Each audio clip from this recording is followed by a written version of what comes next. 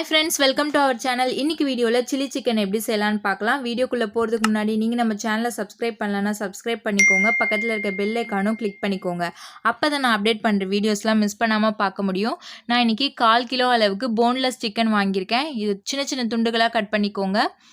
இத நல்லா வாஷ் பண்ணி எடுத்துர்க்கேன். இது கூட 1 டேபிள்ஸ்பூன் அளவுக்கு இஞ்சி பூண்டு விழுது, 1 டேபிள்ஸ்பூன் அளவுக்கு வினிகர் சேர்த்துக்கிறேன். வினிகர் இல்லனா நீங்க 1 டேபிள்ஸ்பூன் அளவுக்கு லெமன் ஜூஸும் ஆட் பண்ணிக்கலாம்.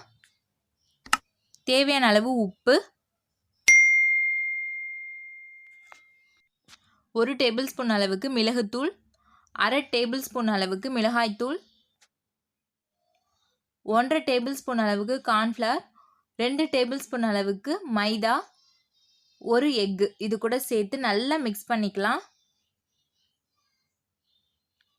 இதை மிக்ஸ் பண்ணிவிட்டு ஒரு 1/2 அன் ஹவருக்கு அப்படியே ஓரமாக வச்சிடலாம். இப்போ நம்ம காய்கறிகளை கட் பண்ணிக்கலாம். பச்சை மிளகாய் 2 இந்த மாதிரி கட் பண்ணி எடுத்துக்கோங்க. பாதி வெங்காயம் கொஞ்சம் பெரிய பெரிய துண்டுகளாக கட் பண்ணி எடுத்துக்கோங்க. பாதி குடமிளகாய் அதோட சீட்ஸ் எல்லாம் ரிமூவ் பண்ணிவிட்டு இந்த மாதிரி பெரிய பெரிய துண்டுகளாக கட் பண்ணியிருக்கேன். 6லேருந்து 7 பல் பூண்டு பொடியாக கட் பண்ணிக்கோங்க. ஸ்ப்ரிங் ஆனியன் கிடைக்காதனால நான் இன்றைக்கி கொத்தமல்லி தான் சேர்த்துக்க போகிறேன். உங்கள்கிட்ட ஸ்ப்ரிங் ஆனியன் இருந்ததுன்னா நீங்கள் அதை கூட சேர்த்துக்கலாம். அடுத்து ஒரு பவுலில் 1 கிளாஸ் அளவுக்கு தண்ணி சேர்த்துருக்கேன்.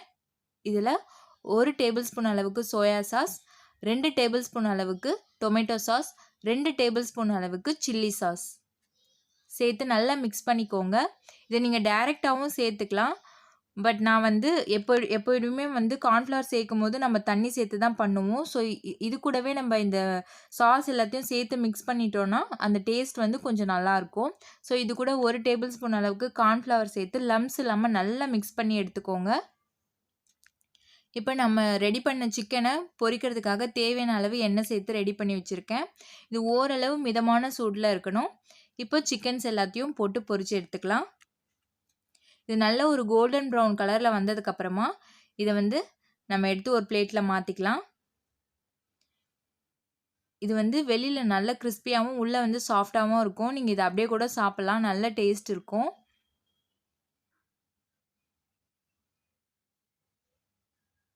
ரெடி ஆயிடுச்சு.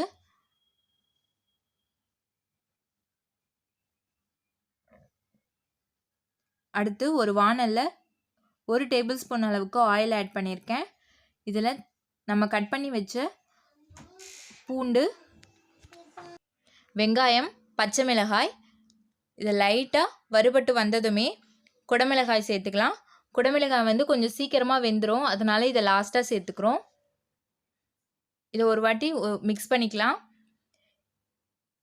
இப்போ நம்ம ரெடி பண்ணோம் இல்லையா சாஸ்லாம் ஆட் பண்ணி, அதை ஒரு வாட்டி நல்லா மிக்ஸ் பண்ணிவிட்டு அதுக்கப்புறமா இதோடு நம்ம சேர்த்துக்கலாம். ஏன்னா எல்லாம் கார்ன்ஃப்ளவர் சேர்த்துருக்கிறதுனால அது அடியிலே நின்றுடும். அதனால் நல்லா மிக்ஸ் பண்ணிவிட்டு அதுக்கப்புறமா இது கூட சேர்த்துக்கலாம். இது ரொம்ப சீக்கிரத்துலேயே கெட்டி ஆயிரும். இது கெட்டி ஆக ஆக நல்ல கலர் சேஞ்ச் தெரியும். உங்களுக்கு நல்ல ரெட் கலரில் ரெஸ்டாரண்ட்டில் கிடைக்கிற மாதிரி வேணும்னா நீங்கள் இது கூட ஃபுட் கலரும் சேர்த்துக்கலாம். நான் இன்றைக்கி ஃபுட் கலர் எதுவும் சேர்த்துக்கல. இது கூட 1/2 ஸ்பூன் அளவுக்கு பெப்பர் பவுடர் சேர்த்துக்கிறேன். நீங்கள் இந்த ஆனியன் கேப்சிகத்துக்கு மட்டும் ஒரு 1/4 டேபிள்ஸ்பூன் அளவுக்கு சால்ட் ஆட் பண்ணிக்கலாம். ஏன்னா சாஸில் ஆல்ரெடி சால்ட் ஆட் பண்ணி தான் வரும். இது கூட நம்ம பொரிச்சு வச்ச சிக்கனையும் சேர்த்து நல்லா மிக்ஸ் பண்ணிவிடுங்க.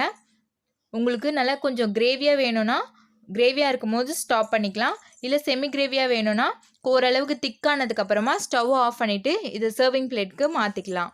நான் கார்னிஷிங்காக கொத்தமல்லி இலை சேர்த்துக்கிறேன். உங்ககிட்ட ஸ்ப்ரிங் ஆனியன் இருந்ததுன்னா நீங்கள் அதை கூட சேர்த்துக்கலாம். அவ்வளோதாங்க, ரொம்ப சிம்பிளான சில்லி சிக்கன் ரெடி ஆயிடுச்சு. தேங்க்யூ ஃபார் வாட்சிங் தமிழ் இன்ஃபோ RH.